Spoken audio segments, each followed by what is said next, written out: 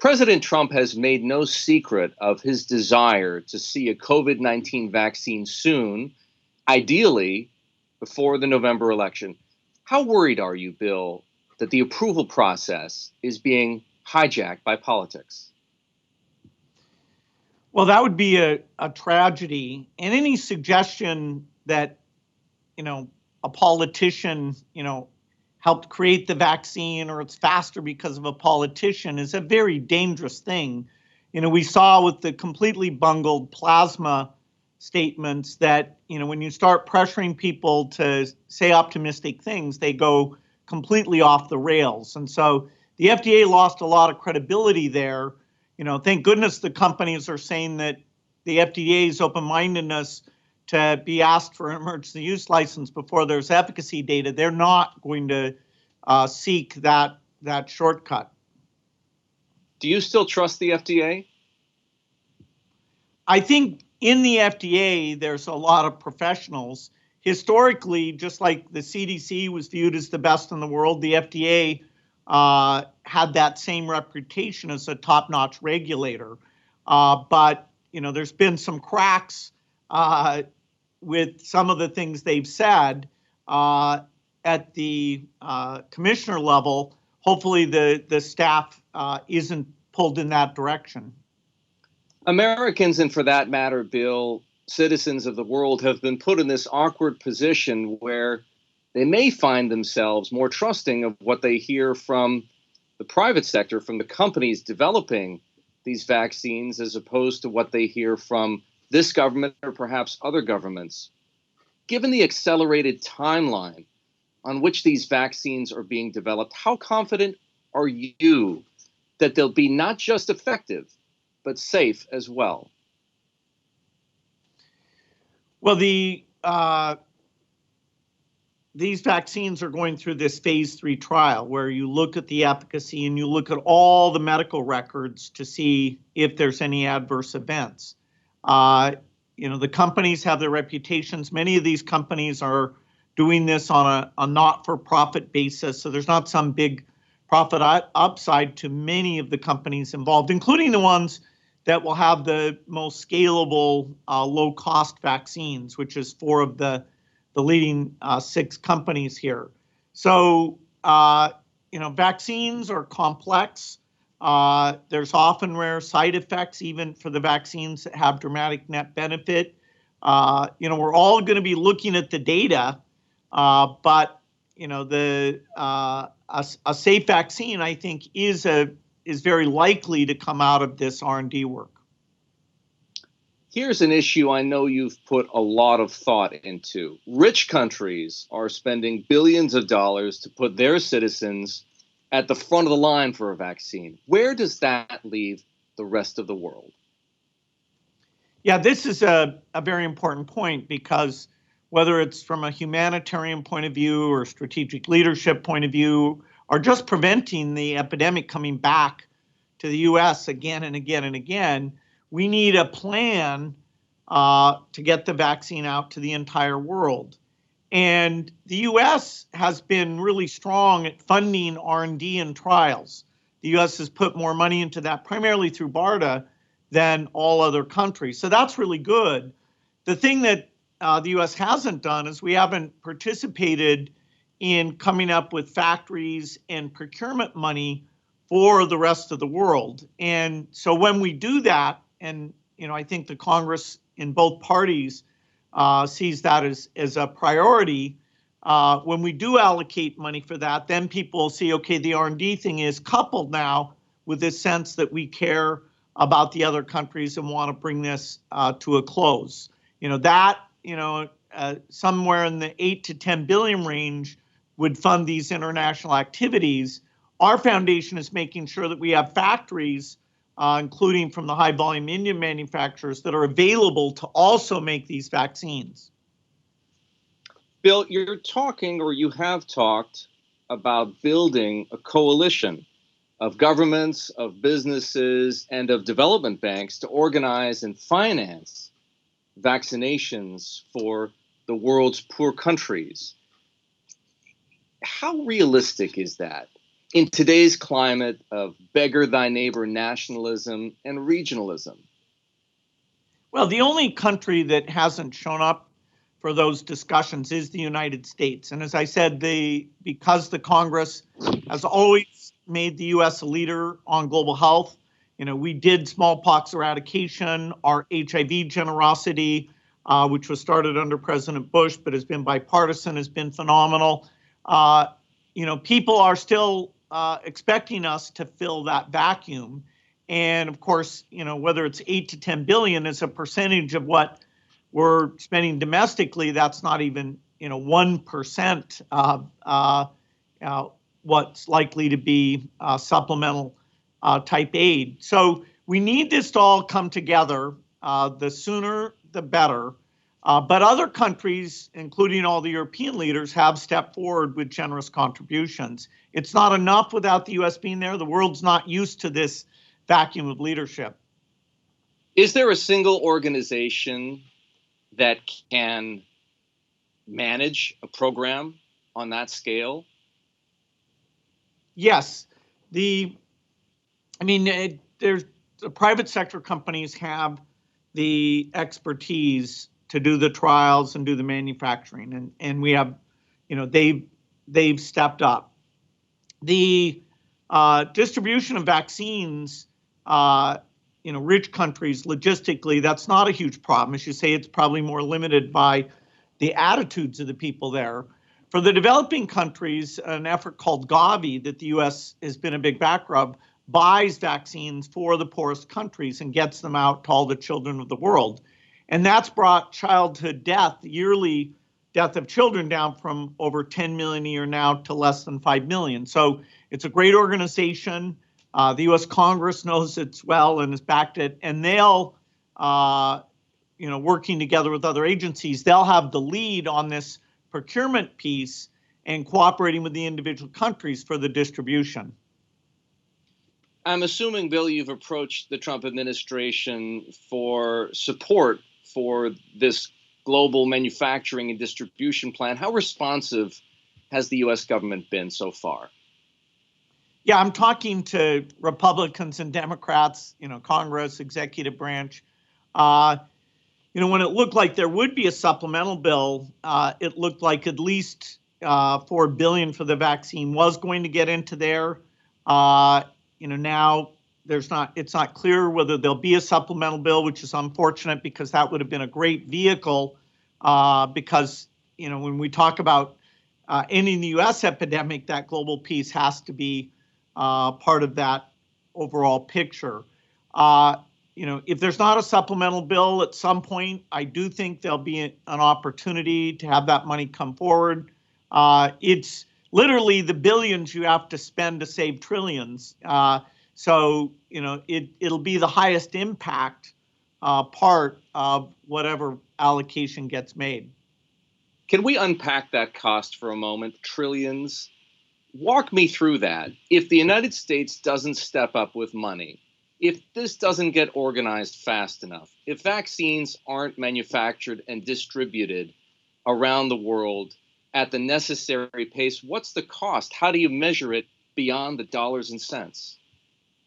Well, trillions is about dollars and cents, but the damage goes way beyond that because the loss of education and the stress that people are under. But the world economy is, close to $10 trillion impacted by what's gone on so far. Back in 2015, when I talked about the risk of this, I said, that it would be over $3 trillion. And, I was clearly not, even painting as dire a picture as turned out to be the truth there. So the every month we save on bringing this epidemic to a close throughout the entire world is a month of really awful things. You can see that through economic figures, mental health figures, the deaths that are caused directly. So many things need us to get back to where we were. And the vaccine and generosity to view that as not just for the rich countries is central there. The Gates Foundation has documented the economic catastrophe that COVID-19 has produced. Bill, what if the recovery out of this catastrophe is K-shaped, which is to say one half of industry and society emerging from the pandemic strong and possibly stronger than before, and the other half weaker and falling further behind? Well, as long as the disease is out there, things like tourism, restaurants, a lot of small businesses will be disproportionately affected, whereas office workers, where the virtual connections has actually meant that their loss of productivity is actually quite modest, they'll continue to have their job and be able to be fairly productive. And so the inequity of this, whether it's between citizens in the country, blue collar versus white collar, blacks experiencing a higher sickness rate than others. Poor countries can't borrow money and spend money like the US and other rich countries have. So almost every dimension of inequity has been accentuated here. And that just takes us back to we've got to bring this thing to a close. And then you can have the tourism and the travel and the sports and the variety of things, get back to where we were before this. The conspiracy theorists who believe that you helped to create and spread the coronavirus might be easy to dismiss if there weren't so many of them. Has that notoriety become an impediment to your efforts or the foundation's work yet? Well, it's so crazy, to suggest the opposite, which is, we make vaccines and that has saved, millions of lives. To somehow say that the vaccine in general is malign or that, the deaths aren't really taking place. It's surprising to me how interesting that is. So it spreads far more quickly than the truth. The big concern is that if that means that the protection of others, like wearing masks or a willingness of enough people to take the vaccine, then it absolutely does make things worse. And the idea of how should these social media platforms try and avoid being the source of these sort of weirdly interesting falsehoods, that's a debate or discussion we're gonna have to continue to have. One casualty of the breakdown in America's relationship with China is collaboration on virus research and virus containment. Do you share, Bill, the mistrust of China's intentions? Well, the U.S.-China relations have gotten very complex, and of course, as one side doesn't trust the other, then the other side does things that you can get a negative spiral. That will be a complex political issue. I do think there are cases where we can have win-win, where we're working on solving medical problems, working together on climate change innovation. So I'd hate to see this, what some people talk about, this complete decoupling. I think that would be a lose-lose. You've been a steady advocate for engagement with China and even for interdependence with China. Do you find yourself, given what you've seen and what you know, any less willing to engage, any less in favor of interdependence? Well, I wouldn't say we're interdependent. We benefit from each other in terms of, the U.S. sells jet engines and entertainment, and we used to want to sell, expensive chips that would create high-paying jobs. And so I think you have to really decide where is there still mutual benefit. I doubt, and I don't think that's come down to no mutual benefit between two countries that are, and I fully understand this, increasingly wary of each other's behavior. What's the one thing we, which is to say the world, should do to prevent the next pandemic? Top of the list would be that we do the equivalent of war games, where we sit down and look at various scenarios and say, okay, what is the checklist of activities? We saw in this pandemic, the countries that got the diagnostic capacity going and actually did think about travel, unlike the United States, mistakes in that area, they got their testing going. And so both within their country and people coming in, they had testing and quarantine capabilities that meant that the numbers, say in a country like South Korea, never got to anywhere near what they did in the United States, where we let it get to such a level that even if we were good at contact tracing, it wouldn't have been possible to do. Joe Biden has an ambitious and expensive plan to combat climate change and shift the U.S. energy supply to renewables. Tell me, what do you think of his approach? Well, I think ignoring climate change is a gigantic mistake. It's a very tough problem to solve, and it's one that you have to start many decades ahead of when you want that solution deployed, because you're talking about changing most of the physical economy of the world: transport, industry, buildings, electricity, all of those things, and agriculture contribute to those emissions. And many of these sources of emissions, we have no solution. So, thank goodness that we have a lot of innovation power, that we can be clever about designing policies and incentives to take things like steel and cement, which are very, very difficult, and find a way of making those without a big premium in cost, and yet having those be green products. You're a realist, especially when it comes to science. How realistic is Biden's 100% clean energy in America by 2035?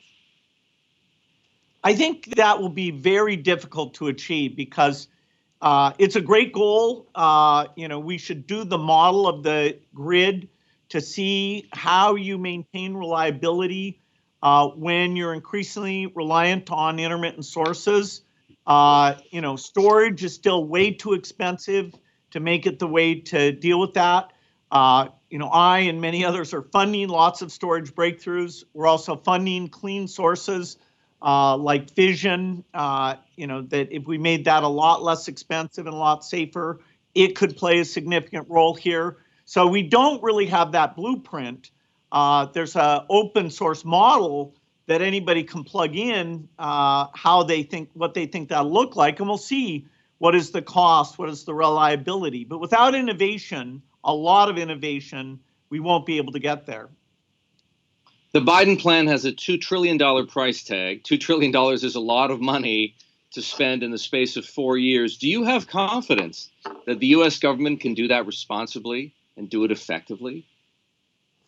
Well, the part that I understand the best is the R&D piece. And there, that would use up some of that money. If we spent at the same level we do for health research through the NIH, which is about $35 billion a year, if we had, a National Institute for the Energy and Climate that we let grow, over a period of maybe 8 to 10 years to that level, I can see how that money would make a dramatic difference, not just for the United States, but for the world, and create all sorts of businesses that would be able to export their innovations. Is taxpayer money best spent on deploying existing clean technologies, or is it better spent investing in new tech?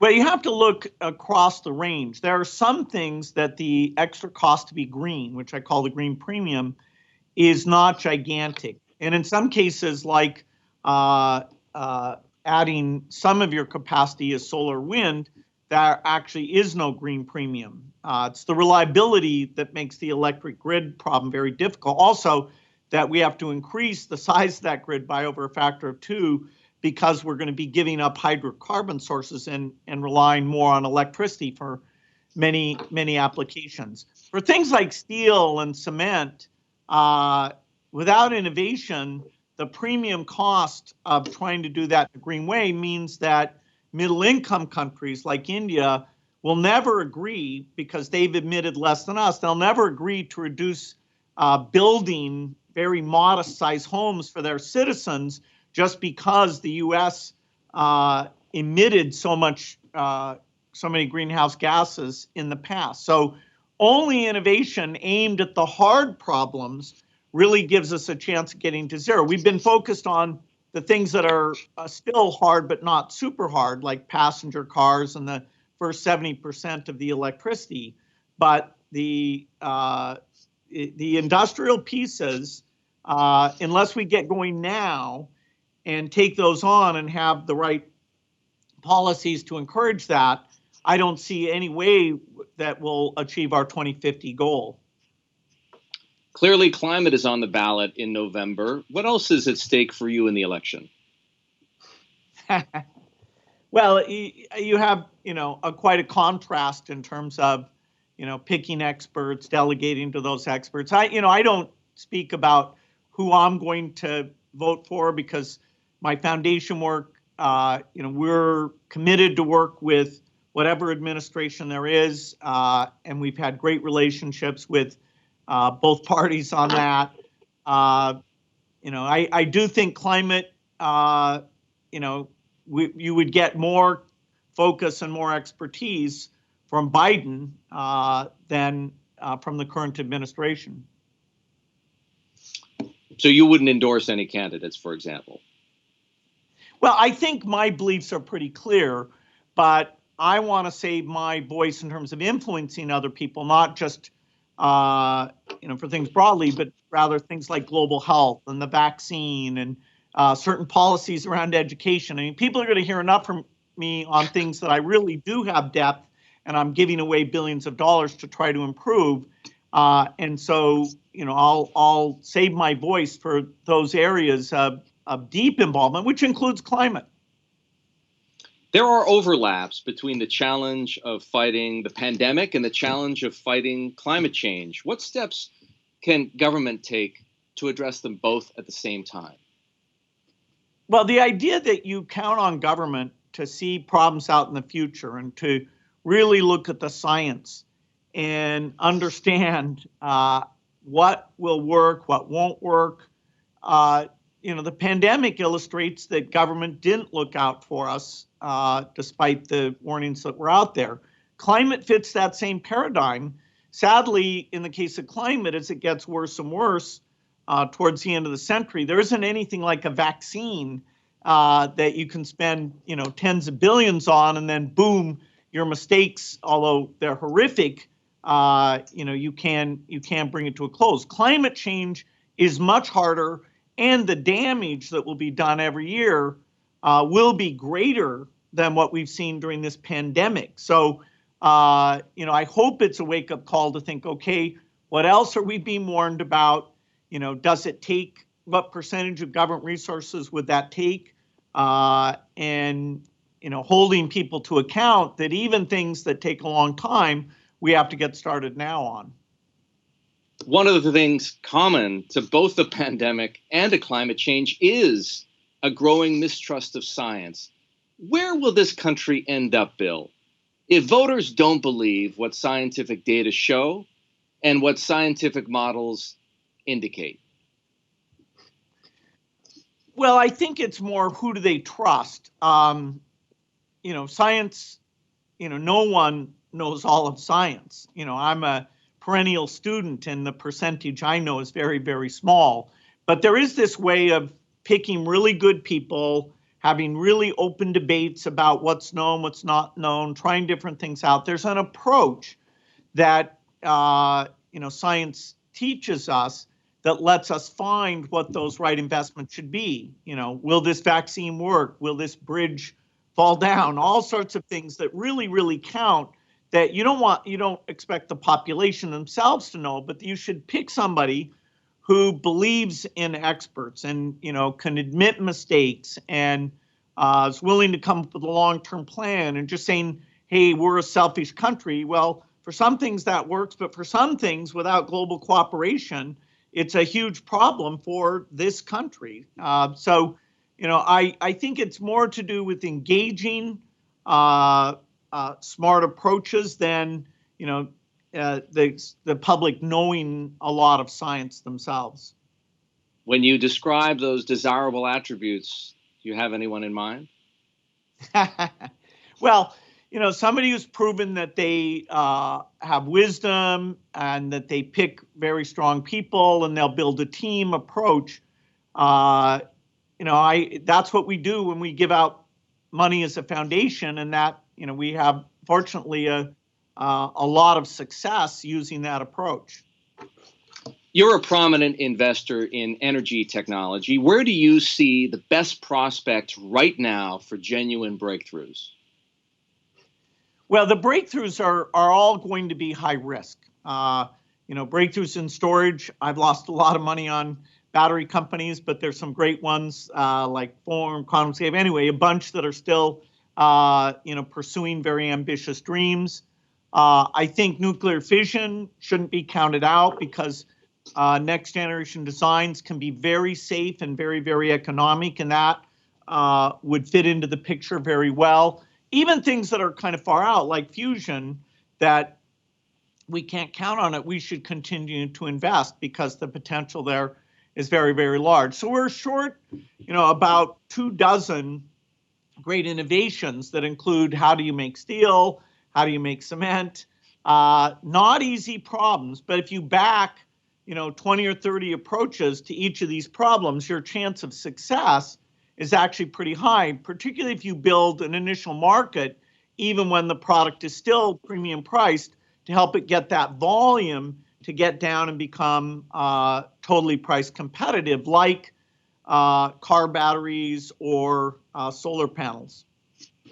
Storage would clearly be a game changer as far as the shift to renewable energies like wind and solar is concerned. Are we any closer to what you've called the storage miracle? No, the storage miracle means, just take Tokyo over a 2-week period where there's a typhoon, so, none of the renewable sources are available. That's more energy than, all the batteries the world has ever built times a large number. So for car batteries, yes, we've done a great job, and the kind of incremental improvement that is clearly going to come along will allow passenger electric cars to go from the few percent they are today to over the next decade or two to be very mainstream. So that's super good news. That's only a piece of the transport problem. Planes are much, much harder than passenger cars. But when we look at storage, we should acknowledge that grid level storage, there's a very good chance that we'll never have that breakthrough. So we have to pursue alternate paths to having a completely clean, reliable, dramatically enlarged electricity supply. You've described electric cars as the quote unquote easy part of the green economy. Is that to say, Bill, that there isn't perhaps as much value to companies like Tesla or Nikola as the stock market suggests?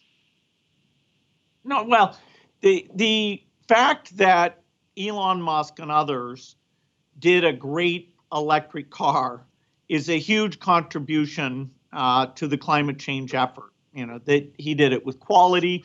It's still a little premium priced, but fine. He's got that initial market, and that market's going to grow, and all the other car companies seeing his success will come in. The question of, what's the profit per car and, what's the market share of Tesla, that's for stock people. That's not a climate change issue at all. The difficulty on the other areas is much higher. So I'm not saying that, I'm not trivializing in any way the need to raise the market share of EVs, but on a relative basis, that's far easier than the industrial economy, where our progress is very, very small. And even the Department of Energy, because it really isn't part of their writ to think how to make steel. So we are grossly underinvested in these hard areas. Elon Musk has built a great electric car. He's designed and built reusable rockets. He's an innovator in tunneling technology. Bill, you knew Steve Jobs relatively well. Microsoft competed vigorously with Apple. Microsoft, when you were CEO, was an investor in Apple. People have described Elon Musk as the new Steve Jobs. Is he the new Steve Jobs?